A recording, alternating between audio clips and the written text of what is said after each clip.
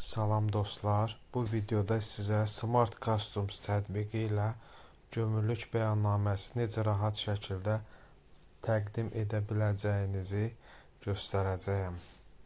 Bunun üçün tətbiqə daxil oluruq.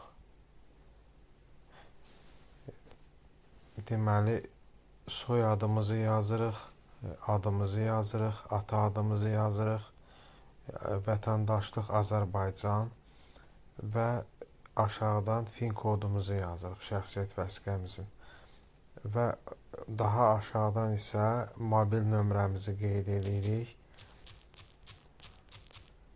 və sonra daxil oluruq tətbiqə.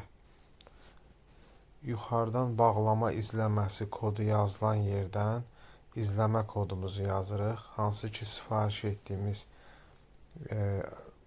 malın izləmə kodu bizə SMS vasitəsilə gəlir, onu qeyd edirik.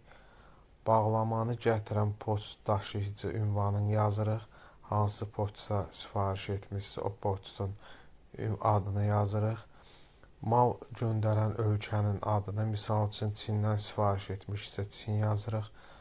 Aşağı hissədən isə misal üçün Temudan sifariş etmişsə Temunu yazırıq və sonra irəli düyməsini vururuq.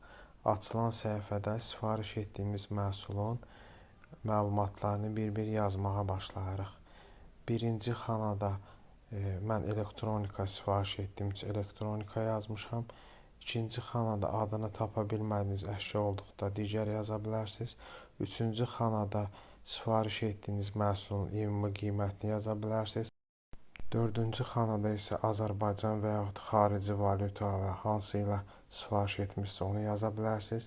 Beşinci xanada daşınma xərci varsa yazın, yoxdursa yazmayın və sonra təsdiqlə düyməsini vuraraq bəyannaməmizi uğurla başa çatdırırıq. Videonu bəyəndinizsə like edin və abunə olun.